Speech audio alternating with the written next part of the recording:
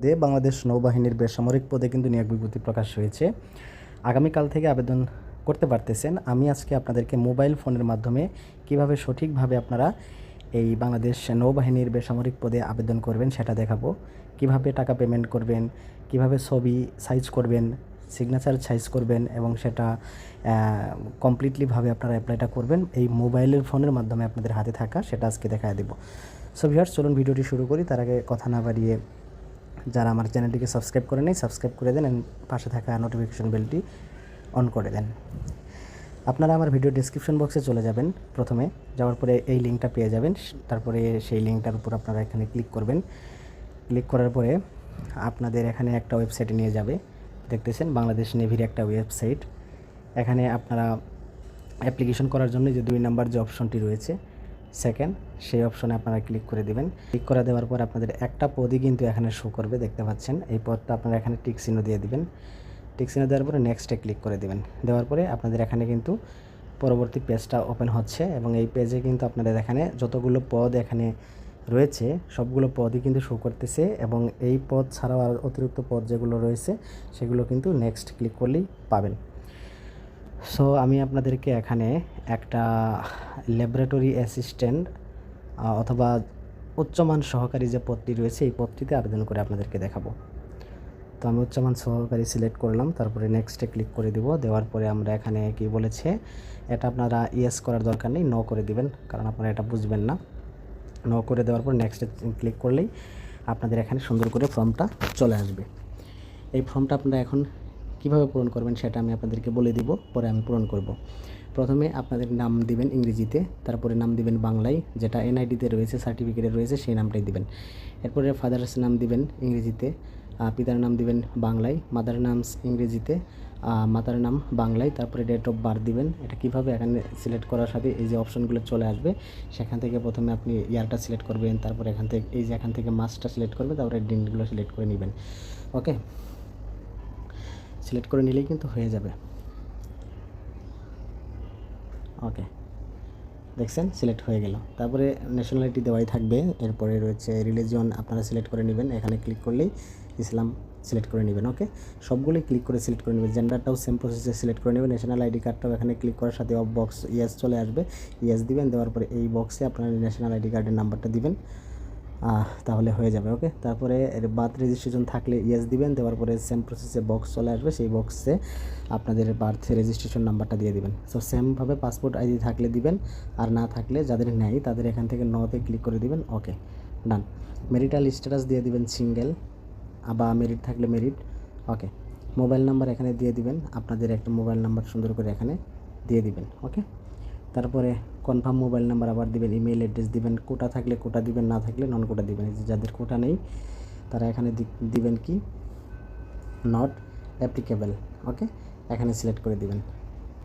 তারপরে departmental status, আপনাদের যদি কোনো চাকরি থাকে সরকারি আধা সরকারি যে কোনো চাকরি থাকলে আপনারা এখানে দিতে পারবেন, আর চাকরি না থাকলে আপনারা এখানে নট অ্যাপ্লিকেবলে ক্লিক করে দিবেন। ওকে, এখন আসি আপনাদের ঠিকানা, বর্তমান ঠিকানা, এটা স্থায়ী ঠিকানা। ওকে, আগে আমরা বর্তমান ঠিকানাটা পূরণ করব। এই কেয়ার অফের জায়গায় আপনি আপনার অভিভাবকের নাম দিবেন, এটাই বেস্ট হয়। তারপরে আপনার এলাকার ঠিকানা, ডিস্ট্রিক্ট, উপজেলা, পোস্ট অফিস, পোস্ট কোড এগুলো দিয়ে দিবেন।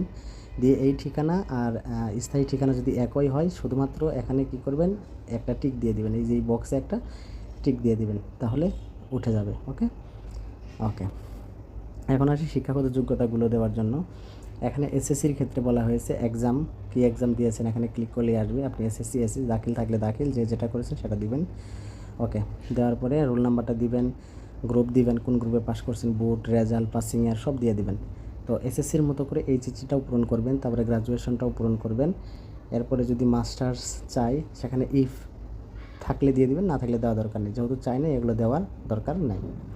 ওকে, সব কিছু দেওয়া হয়ে গেলে আপনারা ফাইনালি এই যে কোডটা রয়েছে এই কোডটা আপনারা এই বক্সে দিয়ে দিবেন। ওকে, তারপরে আপনারা এই এখানে একটা বক্স আছে, এখানে টিক মার্ক দিবেন, মানে কন্ডিশনে দেওয়ার পরে সাবমিটে ক্লিক করলেই দেখতে পাচ্ছেন সাবমিটে ক্লিক করলে আপনাদের অ্যাপ্লিকেশনটা অর্ধেক কমপ্লিট হয়ে যাবে, পরবর্তী পেজে চলে যাবে। সো আমি এটা সবগুলো পূরণ করে পরবর্তী পেজে গিয়ে আপনাদেরকে দেখাচ্ছি। ওকে, সো আমি সবগুলো পূরণ করে নেক্সট পেজে চলে এসেছি। দেখেন আমার সকল ডকুমেন্ট কিন্তু এখানে দেখাচ্ছে, আপনারাও চাইলে এটা সুন্দর করে দেখে নিতে পারবেন। সো সব কিছু দেখা হয়ে গেলে আপনারা এখন কি করবেন, আপনাদের এখানে একটা ফটো আর এখানে একটা সিগনেচার আপলোড করতে হবে। তো এই ফটো এবং সিগনেচারটা আপনারা কোথায় পাবেন সেটা এখন আপনাদেরকে বলবো। আপনারা প্লে স্টোরে চলে যাবেন, আপনাদেরকে দেখাচ্ছি আমি। ইমেজ সাইজ লেখার পরে এই অ্যাপ্লিকেশনটা চলে আসবে, এটাকে আপনারা ইনস্টল করে ওপেন করে নেবেন। ওকে, সো আমি ইনস্টল করেছি, এখন ওপেন করে নেব। নেওয়ার পরে আপনারা এখানে প্রোফাইল পিকচার সেট করার জন্য 300x300 দিবেন। ওকে, দেওয়ার পর আপনারা গ্যালারি এই যে এখানে ক্লিক করবেন, ক্লিক করে গ্যালারি থেকে ছবিটা আনবেন, এনে সেভ করবেন। আমি আনতেছি, এনে সেভ করতেছি। এই যে ছবিটা আনছি, আনার পরে এটাকে আমরা পাসপোর্ট সাইজ বানাবো। ওকে, বসাই দিলাম। এখন আমরা এখানে ক্লিক করে সেভ করে নেব।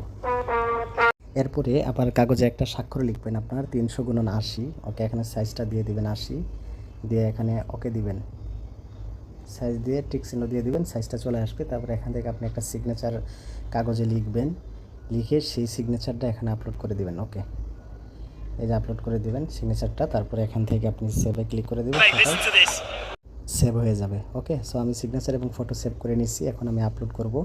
সো আপলোড করার জন্য এখন আমার এখানে চয়েস ফাইলে ক্লিক করতে হবে। চয়েস ফাইলে ক্লিক করে আমি প্রথমে আমার ছবিটা আপলোড করে নিব। ওকে, দেখেন ছবির সাইজ যখন মিলে যাবে তখন কিন্তু এখানে শো করবে। এখন আমরা সিগনেচারটা আপলোড করে নিব। ওকে, সিগনেচারটাও শো করতেছে। সব কিছু যখন কমপ্লিট হবে তখন এখানে সাবমিটে ক্লিক করে দিতে হবে। সো আমি সাবমিটে ক্লিক করে দিলাম। দেওয়ার পরে আগে এখানে একটা টিকমার্ক দিতে হবে, দেওয়ার পরে সাবমিটে ক্লিক করে দিতে হবে। ক্লিক করে দিলে আপনাদের অ্যাপ্লিকেশনটা কমপ্লিট হয়ে গেছে। সো কমপ্লিট হয়ে গেছে অ্যাপ্লিকেশন। এখন আমরা এখান থেকে কি করব, ডাউনলোড যে অপশন রয়েছে ডাউনলোডে ক্লিক করে এটাকে ডাউনলোড করে রাখবো এবং আমরা মোবাইল সিমের টেলিটক সিমের মাধ্যমে পেমেন্ট করব। সো যাদের টেলিটক সিম রয়েছে তারা কী করবেন, প্রথমে একটা মেসেজ দিবেন, এখানে BNDC বড় হাতের লিখবেন, স্পেস দিবেন, তারপরে একটা ইউজার আইডি, তারপরে দিবেন ইউজার আইডি কোনটাই যে এখানে যেটা দেওয়া রয়েছে অথবা আপনার অ্যাপ্লিকেশনে দেওয়া থাকবে সেই ইউজার আইডিটাই আপনি এখানে দিয়ে দিবেন। ওকে, সো ইউজার আইডি দেওয়ার পরে আপনি SMS-টা পাঠাবেন 16,222 নম্বরে। পাঠানোর পরে একটা ফিরতি SMS আসবে, সেই ফিরতি SMS কী করবেন, সেকেন্ড SMS-টা তারপরে BNDCP লিখবেন, স্পেস দিবেন, তারপরে ইয়েস দিবেন। হ্যাঁ, ইয়েস। তারপরে ওই ফিরতি SMS-এ একটা পিন দেওয়া থাকবে 10 সংখ্যার অথবা 8 সংখ্যার, সেই পিনটা দিবেন। দেওয়ার পরে আপনি 16,222-এ পাঠিয়ে দিবেন, দিলেই আপনাদের পেমেন্টটা কমপ্লিট হয়ে যাবে। আপনার সো ভালো থাকবেন, সুস্থ থাকবেন, দেখা হবে আগামী কোনো ভিডিও নিয়ে। সে পর্যন্ত ভালো থাকবেন, সুস্থ থাকবেন। আল্লাহ হাফিজ।